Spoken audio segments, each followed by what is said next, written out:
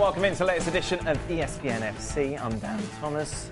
Craig Burley is in quite a good mood at the moment. Let's see if that lasts. And Shaka Hislop alongside us. We also welcome Ian Darke to the programme. I promise you, we were talking about leading the show with something different, but it has to be Arsenal once again, because for the first time really since that shellacking from Bayern Munich, we heard from Arsene Wenger. He said that he will be coaching next season, be it at Arsenal or elsewhere. And he also had this to say. Even if I go, Arsenal will not win every single game in the future, you know, that's part of it. You have to accept that as much as it hurts to lose games, as much, if you look at the history of Arsenal had less Champions League game when I arrived than I had in my career already. So, and since we have done a few, so I hope that in the future we can win this trophy, or Arsenal can win this trophy. But it's not like before I arrived, Arsenal has won 5 times a European Cup. They've never won it, you know. And they played maybe 10 games in the whole history of the club. So you have as well to take into perspective some demands. Yeah, that's right. Arsenal never existed before Arsene Wenger got there, did they? I mean, I find that quite astonishing. And it's something we've talked about, and I've talked about for a while, that I've always said Wenger has been great for Arsenal. There is no doubt about that. But what a lot of people miss is Arsenal have been great for Arsene Wenger. They've given him a platform. They've given him time. They've pretty much given him carte blanche to run the ship, within reason. Picking players, who they're going to sign, who his backroom staff are going to be, how they're going to play, how they're going to train, what's the new training ground going to look like, what's the new stadium going to look like. All this he's had a part of, but Arsenal have given him that platform. So to suggest that it's all going to come tumbling down when he leaves, it's almost what his inference is, then I think is quite arrogant. Look, on the one hand, what Arsene Wenger says is absolutely right. Nobody is saying that Arsenal are never going to lose a game again after he departs. Nobody is suggesting that Arsenal aren't or won't continue to be a great club. But in so many instances, what he's saying is also disingenuous. Now, to talk about the number of games that Arsenal played in the European Cup before his arrival, I think it's a red herring, because let's remember we are talking a tournament back then that was only the champions who participated in. Sure. Now they're top 4. Now it's about top 4. So, and there's a group stage, and there's a lot that goes along with it. Now, I'm like Craig. I don't think you can praise Arsene Wenger and the role he's played enough. The trouble is, nobody sees Arsenal Football Club moving forward. Nobody thinks that Arsenal are ever going to be in a Champions League final again anytime soon, let alone win it.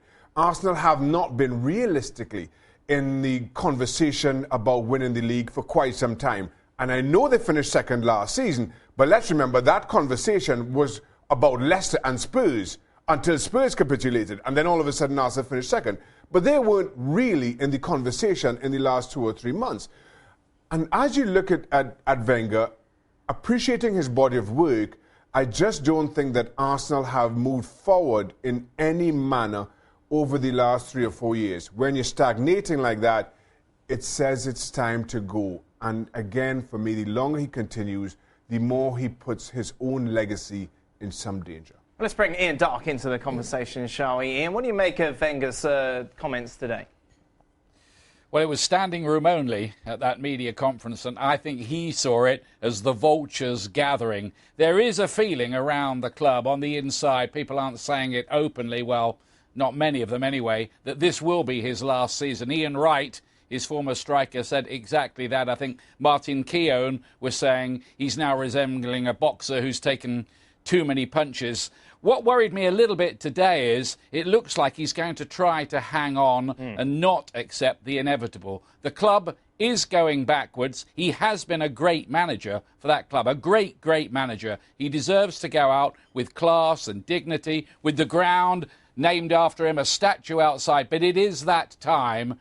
A hurricane needs to blow through that club now. It needs freshening up. And I think the civil war among the supporters about should Wenger go, should he stay, that's now getting through to the players. Does he really want to carry on managing the club in what is becoming a bit of a toxic atmosphere? But look, I don't think anybody, I haven't heard anybody say, Wenger, go, you're a disgrace. Come on, Arsene. Come on. Time's to go now. Let's, respectfully, you've been great, it's time to go. I don't think anybody's trying to, chase him out the door and drag him out the door. If it's down to him, and that's what we're hearing pretty much from Arsenal, isn't it? You're on, what, $10 million a year? You've got one of the most powerful jobs in English football. Why would you want to leave?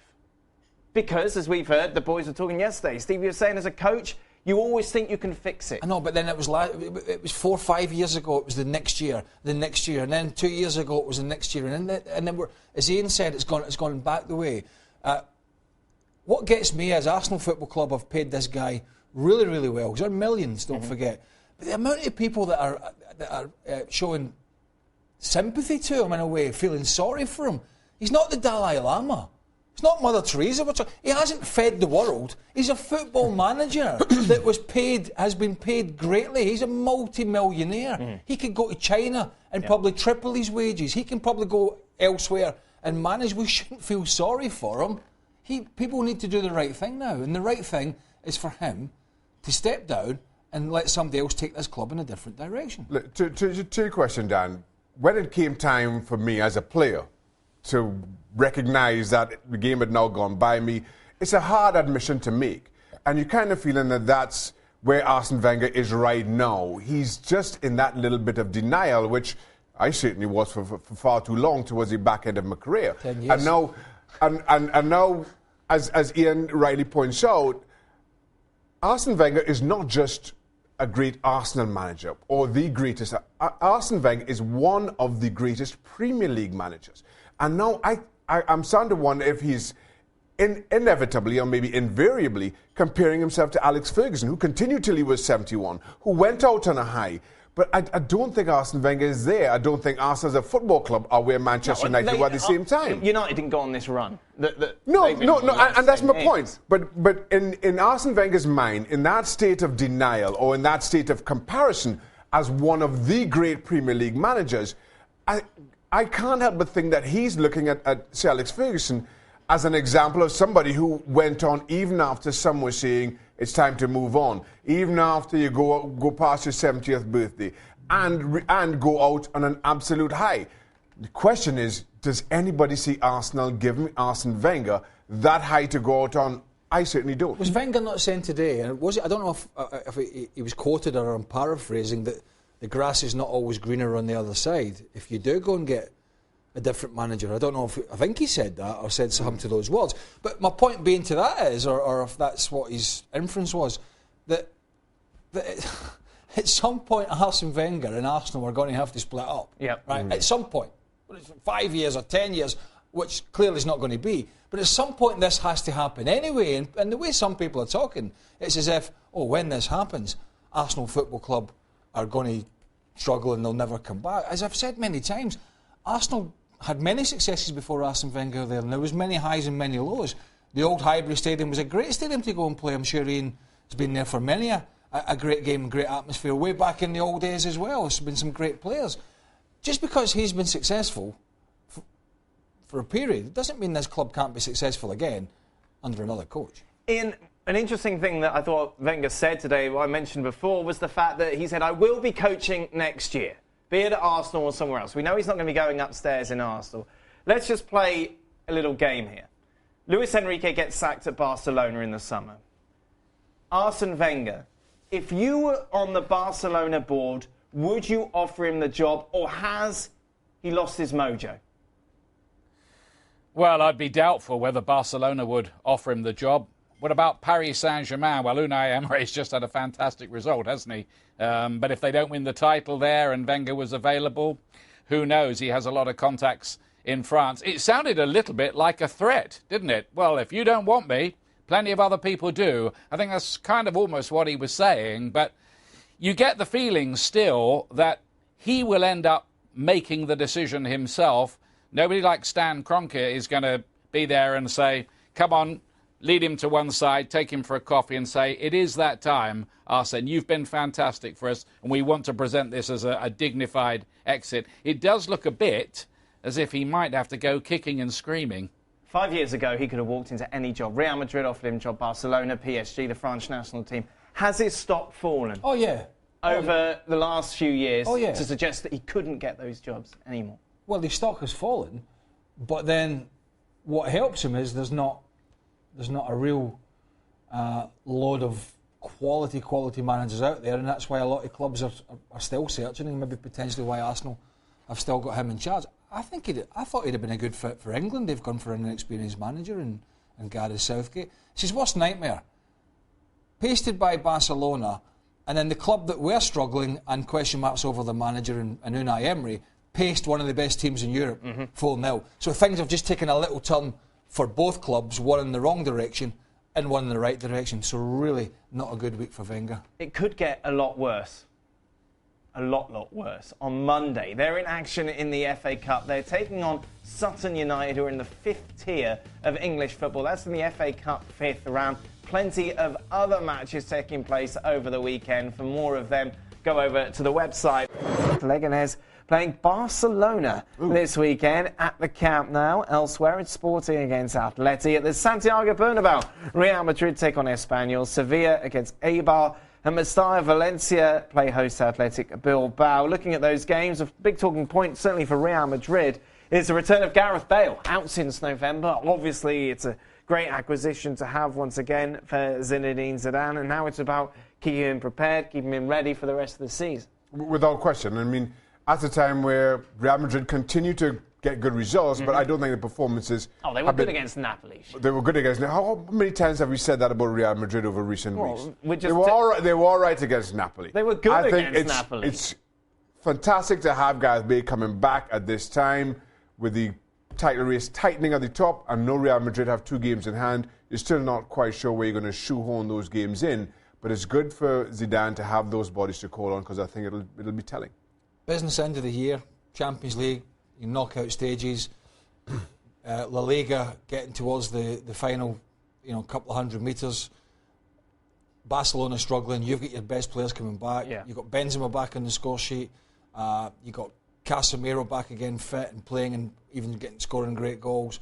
If you can get Ronaldo playing a little better, because by his standards he's not been as good. So everything's fallen in place for Real Madrid at the moment, whilst in Barcelona, they're a wounded animal, and what kind of response are we going to get from them? Well, that's the question. I suppose if you could pick a fixture for them to recover after that thrashing from PSG, Leganés at home is ideal, isn't it? I suppose. It better be. Can you imagine, off the back of the week they've had, or the midweek they had, if they didn't get a result against Leganés? It better be. And in all honesty, as I mentioned, Barcelona get themselves to within a point again. I know Real Madrid have 2 games in hand. And you follow that up with that performance in the Champions League. I thought it was absolutely ridiculous. Barca have got to respond, otherwise heads need to roll sooner rather than later. Well, more Champions League talk to come after the break, and as we'll be looking ahead to Manchester City's clash against Monaco. Monaco are, of course, in action on Friday, because this week it's all about the Champions League for them as they take on Manchester City. The SPI has got them as big favourites, 67% to advance, but it's not going to be that simple, is it, Ian, for Pep Guardiola's side? No, it isn't. Monaco are the top scorers in Europe's top 5 leagues. They're full of goals, they're full of ideas. I saw them beat Tottenham twice, and I think they present a pretty big threat to Pep Guardiola and Manchester City. Having said that, City have moved into another gear just lately. Their defence is playing better. They've only let in 1 in their last 4 matches now, and they seem now as if things are just starting to click. So I think City are favourites, but I'm really looking forward to this tie. I think it's going to be a great one. Is it a false dawn, though, for City, boys? They haven't played anyone particularly good, have they? We talk about the fact that they're looking better and their defence is, as Darky says, has certainly looked more cohesive, but they haven't properly been tested, have they? Well, there aren't that many good teams in the Premier League, let's be honest. If we've been honest about it, there's not. There's a pretty strong top 6 for England, but the rest of them, if they were hitting top form, they would probably win quite comfortably. But I agree, I think this game will worry the City coach, purely because a lot of people would think, well, City are going to knock Monaco out. But they've got Falcao back in the goals. Yep. They've got young players, they've got experienced players, they've got international players at the back, especially the centre-half position. They're a strong side, and they've only lost 1 game since they lost to Leverkusen in October. That's a hell of a run. Where are they in the power rankings, Monaco, Shaq? 25th. Yes, they are. I think they were 5th or 6th this week. Well, nice to know you've got a real strong handle on your list. That was yesterday. I can't remember. I think they're 7th. That's what it is. PSG were up to 5th. But to your question, Dan, I mean, I'm not sure why.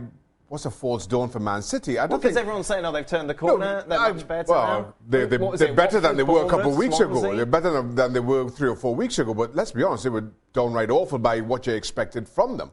And this is a Monaco side that, as you point out, sitting top of Liga, playing fantastic football. It's a test, but I don't think it's one, certainly not as heavily loaded as the SPI suggests. I don't think City are as great as the SPI points out there. I think Monaco will be far better again than that. If City have one of the good... So you say Monaco go through? No, I picked City to go through. But it's by no means 2-1 or whatever it is. If City have a good night defensively and have a good structure, they're the better side. Right. Well, they're a better... It should be the better side. No, they're a better attacking side. I think as a package at the moment, Monaco are a better package. Right. But I think City have more flair, intelligence in the team. It's just whether they have another crumbling, shambolic defensive performance, which we have seen many times. If they have one of those at this level, clearly they're not going to go through against this Monaco side. Who are you picking for this, by the way? I've got a sneaking feeling for Monaco over 2 legs, yeah. So, you have the casting vote. Then, Mr. Dark, who do you fancy? I think Manchester City in their current mood will do it. 2 months ago, I'd have said Monaco for certain, but now I think Pep, they're starting to click ever since he took the players to see La La Land at the local cinema, apparently.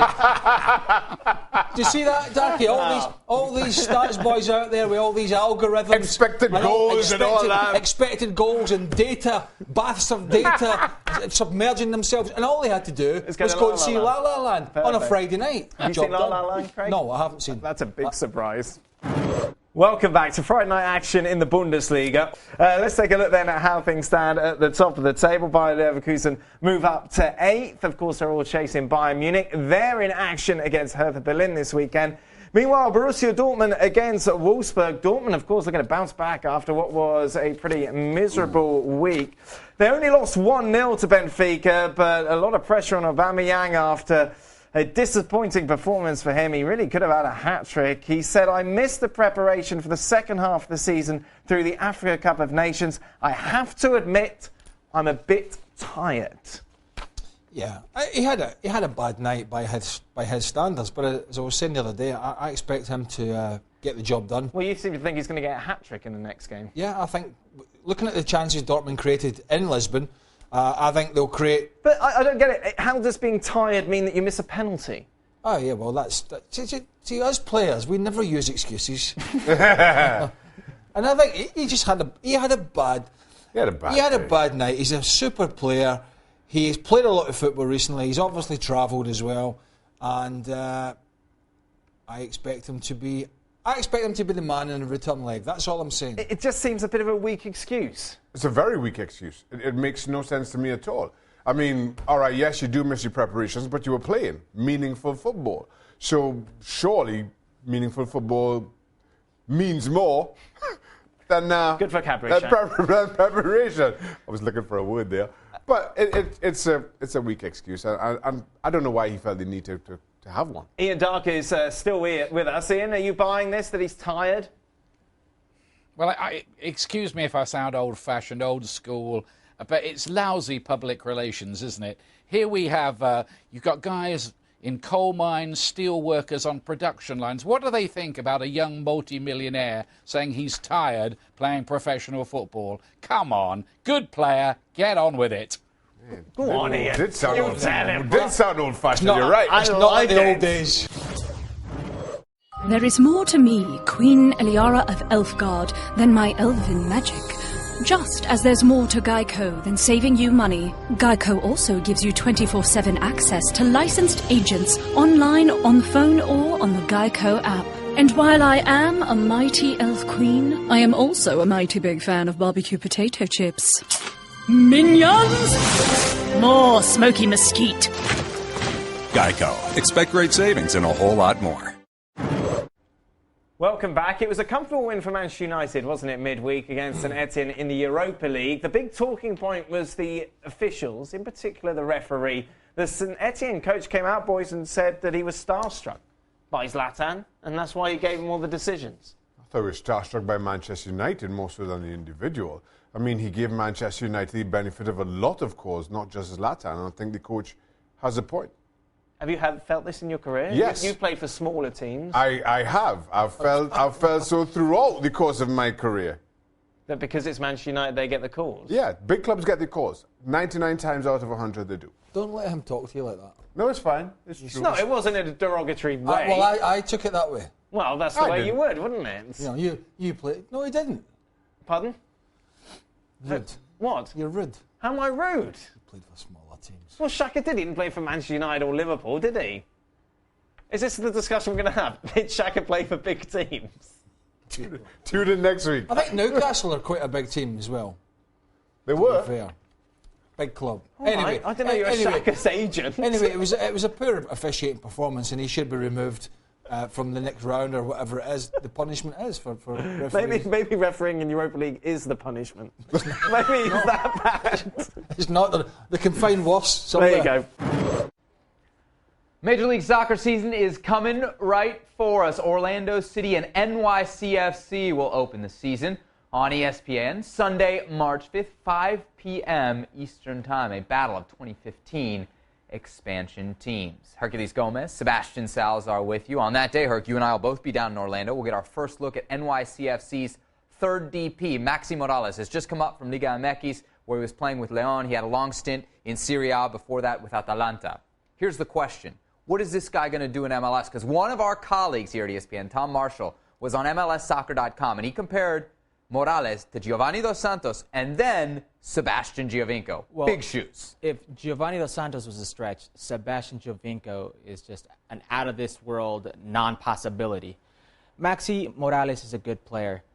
He didn't show very well at León, but he's an experienced player. He's been around the block. He could be an asset for New York City FC. But to compare him to Sebastian Giovinco, who's easily been the best foreign product that's been brought into MLS in its history, arguably, is a stretch by any means. And look, you got Josie Altidore, Michael Bradley up there with Giovinco in Toronto. As good as they are, they're not David Villa. And he's going to be the star of NYCFC, I think, no matter who they bring in. Look, Morales is going to wear the number 10. That's interesting because that used to be Mix Diskerud's number. He's persona non grata right now with NYCFC. How has this happened? This guy was in the World Cup squad in 2014. That's not that long ago, Herc. Such a bizarre situation going on with Miss Diskerud. Such promise, such hope for such a skillful and technical player. Where did it go wrong? Well, I don't know if his number one priority right now is soccer. Simple as that. He's got his fashion line. There's talk about him dabbling in real estate in the Manhattan area. For him, it's about getting back on track and doing what he's been most known for, is playing soccer. He's got to get back to enjoying the game. He's got to get back on the field, number one. Do you think that can happen in MLS, or does he have to go look abroad? He may have to look abroad. I don't see an MLS team eating up that big of a salary chunk, which will be required for NYFC to unload him. I don't see anybody making him a DP. His future may be abroad, but it's a shame. You have to question his priorities right now. Mix Diskerud maybe on his way out of MLS, on his way into Major League Soccer, Freddie Montero, who's back. And he's back in the Pacific Northwest, but he's not back with the Seattle Sounders. Instead, the Colombian joining Vancouver Whitecaps. Big move for Vancouver. Huge move for Vancouver. You're talking about Portland Timbers winning MLS Cup, then Seattle Sounders winning the MLS Cup. I mean, they were on the clock. They needed a center forward. They needed somebody who can put goals in the back of the net no matter what. He's a forward who can play up top in a number 9 role in the box. He can play underneath as a 9.5. He has the ability to set goals up. He has the ability to finish plays off. He can score from an array of angles, set pieces, headers, whatever you want. He's a player who can do it at all. That's what they needed the most. So it's a very welcomed player for the Vancouver Whitecaps. And after leaving Seattle, he had great success in Portugal, then had the big money move over to China. All right, let's go south of the border. The huge game, the only game maybe this week in Liga MX, is the Clásico Nacional, Chivas and Club América. And as we look at the SPI, it suggests that Chivas is a slight favorite. I'd have to agree on form, but Herc, who is your favorite for Saturday night's big clash? Well, this is a Clásico, and there are no favorites in these Clásicos. It doesn't matter who's in form, who's not. It's about who wants it most. You play with blood. You play with emotion. That's what these games are made out of. It doesn't matter if you haven't won in 15 or if you're on a 15-game winning streak. All that gets thrown out the window when you talk about the Clásico. America's coach, Ricardo Lavolpe, very much right now on the hot seat. If they lose to Chivas on Saturday night, does he survive till next week? He doesn't. He doesn't survive till next week. But that's up to Ricardo Peláez. Peláez is just as much on the hook as Lavolpe is. He's just as much to blame about what's going on this season as the head coach. So it's up to him.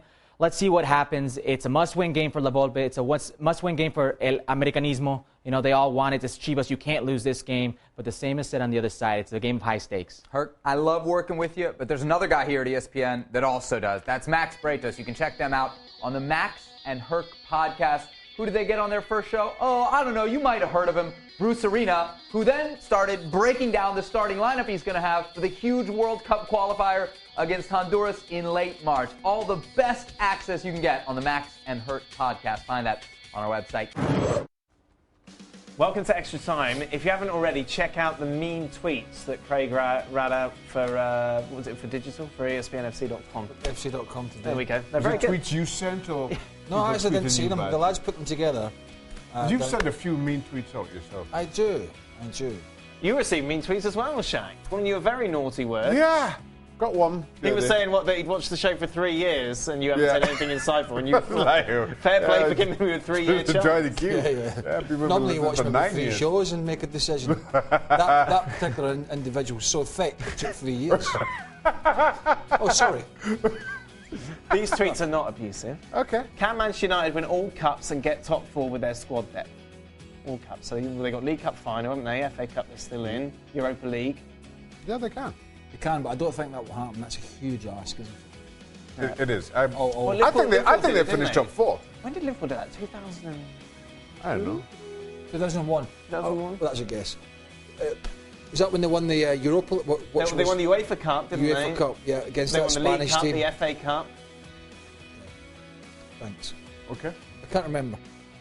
I don't think that will happen, but I tell you what, they could win this. I think they could be just putting their money in this Europa League this year. Really?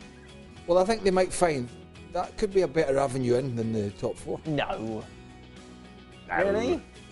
I think they're going to finish top 4. I think they're going to finish top 4. Why are you talking to me like that? You know, Dan asked a question and answered himself. The Europa League's easy. It's easy to finish top 4. Shut up! We rubbish that competition every time we're on here. Now all of a sudden, you think it's great. No, I just think that other countries take it more seriously than we do, therefore, I think it's tougher for United than maybe we suggest.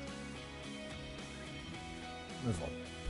Do you think Real Madrid can repeat as Champions League champions? Yes. Yes. See how we hedge with bets here?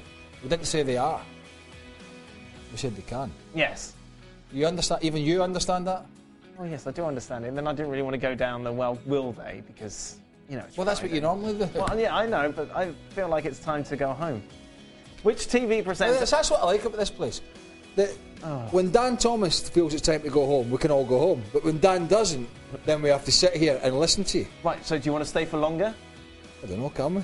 Well, you can if you want, apparently. Well, why don't you break with tradition and just ask the questions? Well, I did ask the question, you answered it, and then you decided to decipher the answer. To be fair... Come on. I'm going to go. Which TV presenter has the worst fashion sense? Well, That's easy. Well, you're in there. Dan's in there? I vote for Stevie. He's not a presenter. Oh, presenter. What's the question? So, Could you how many imagine- presenters we have? Yeah. Could you imagine Nico presenting this? Oh, goodness. How many presenters we have? Just you? And then when you allow somebody else to come along and have a day? Well, I have to have a holiday sometimes. And you just decide, well, okay, you have a day. Shaq, Well, let's Adrian- not talk about holidays. I did not talk about You holidays. have more holidays than I did anyone not at this talk about company. holidays. I haven't been on a holiday in a long time. I think we'd have to throw Adrian in there as well, wouldn't we? How many presenters we have? I don't know, why has your voice gone so high? I don't know. That time of night. That is it. We are done. All our presenters I are say that small. it's done. That's it. Not Adrian. Adrian's No, Adrian's not. Adrian's not a small guy. ESPN FC is back on Sunday. You can join us midnight Eastern on ESPN News. Half an hour.